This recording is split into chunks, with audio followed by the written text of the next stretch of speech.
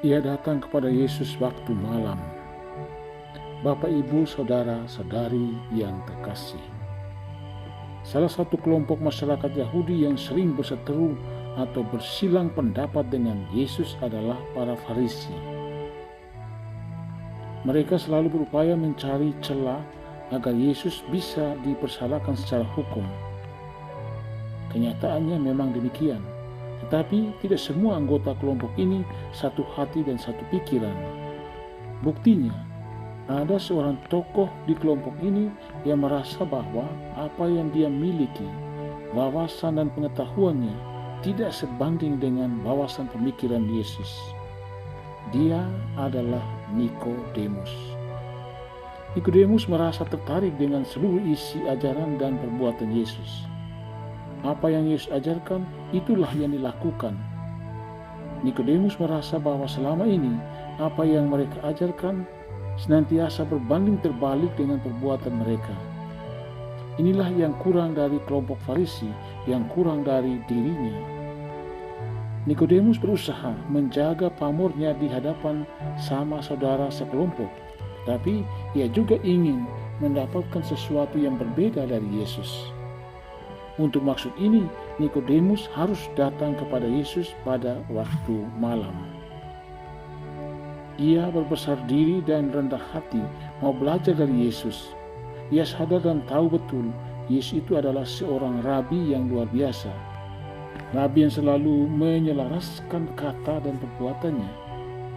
Demi mencapai tujuan pribadinya, Nikodemus datang kepada Yesus pada waktu malam atau secara sembunyi-sembunyi.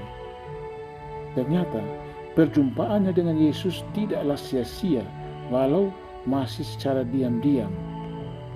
Setelah perjumpaannya dengan Yesus, ada perubahan sikap dan pikirannya tentang Yesus dan ajarannya. Nikodemus hanya menunggu waktu yang tepat untuk secara terang-terangan mengakui Yesus bukan hanya sebagai seorang rabi, tetapi Mesias bagi umat manusia. Setelah Yesus disalibkan, Nikodemus bersama Yusuf dari Arimatea mendatangi Pilatus, meminta agar mereka bisa menurunkan jenazah Yesus dan menyerahkannya kepada Maria ibunya.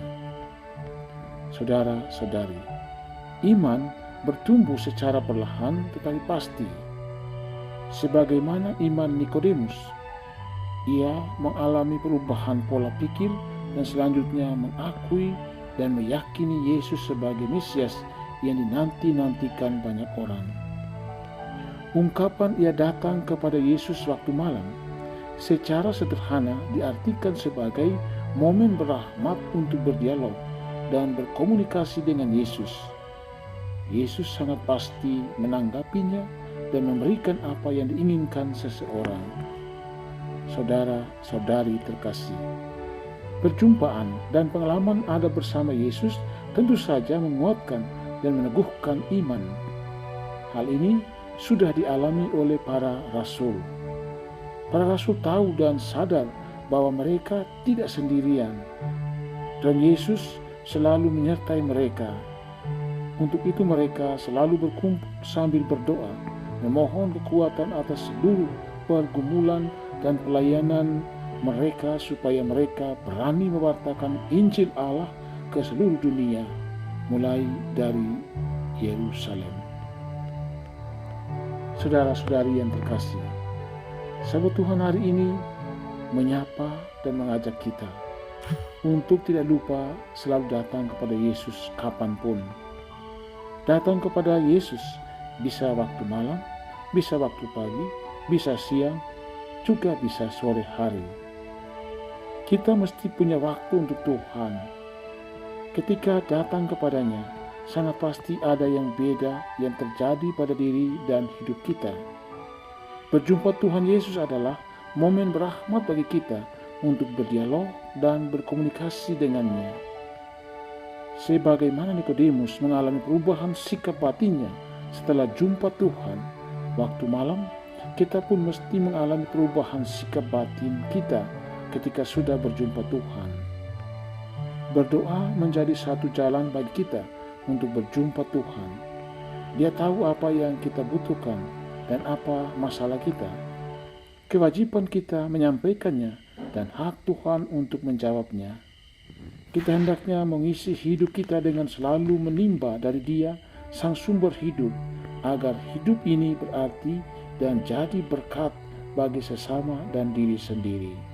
Semoga kita bisa. Tuhan memberkatimu semua.